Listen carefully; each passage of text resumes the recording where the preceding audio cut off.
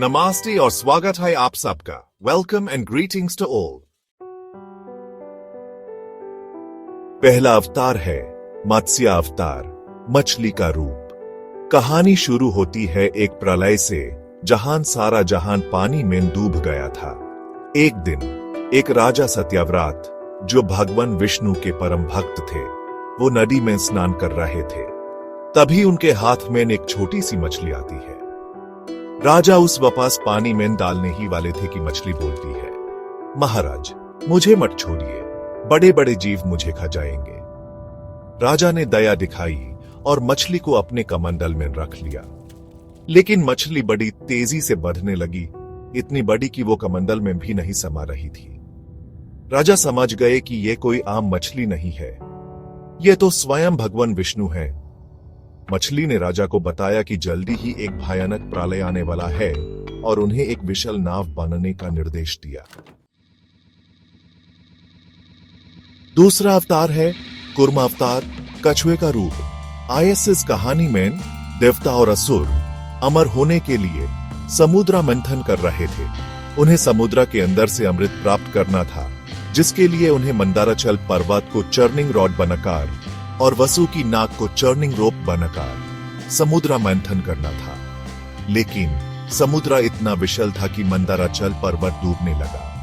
तब भगवान विष्णु ने कूर्म रूप धारण किया और अपने पीठ पर मंदाराचल पर्वत को संभाला, जिसे समुद्र मंथन सफलतापूर्वक हो सका।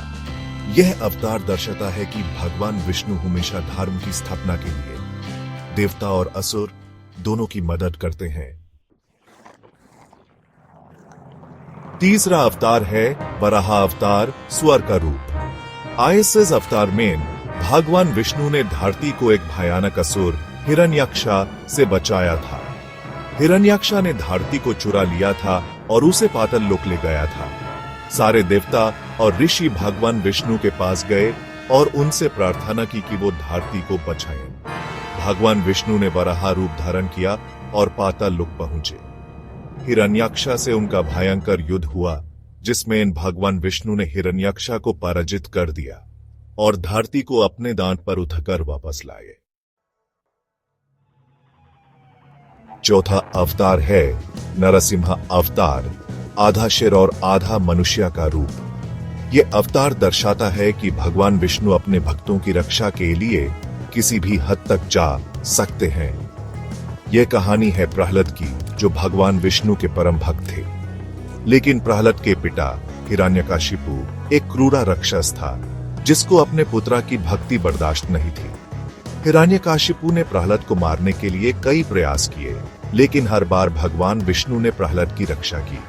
अंत में हिरण्यकशिपु ने प्रहलाद से पूछा, क्या तुम्हारा भगवान इस स्तंभ में भी है? जब प्रहलाद ने कहा हाँ, तो हिरण्यकशिपु ने गुस्से में आकर स्तंभ पर वार कर दिया और उसी क्षण उस स्तंभ से भगवान विष्णु नरसिंह रूप में प्रकट हुए और हिरण्यकशिपु का वध कर दिया।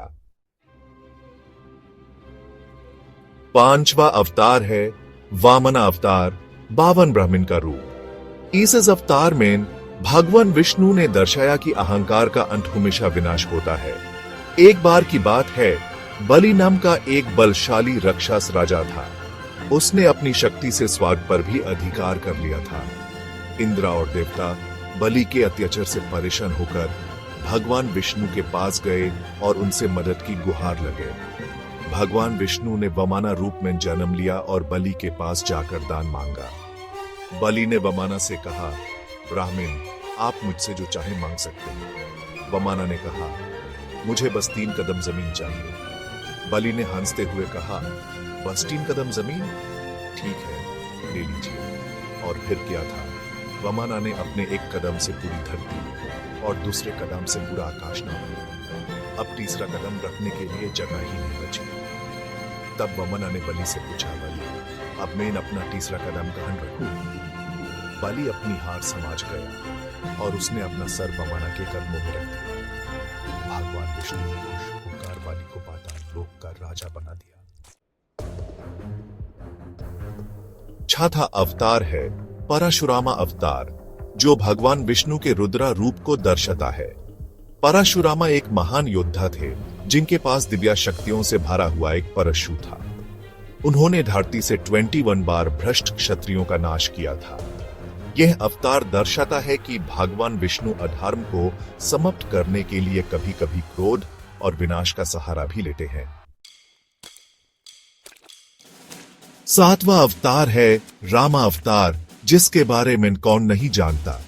मर्यादा पुरुषोत्तम राम, जिन्होंने अपने पिता के वचन को निभाने के लिए 14 साल वनवास बिताया।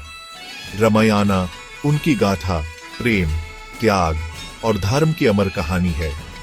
रावण लंका का राक्षस राजा, जिसके 10 सिर थे और जो बहुत शक्तिशाली था, उसने रमा की पत्नी सीता का अपहरण कर लिया था।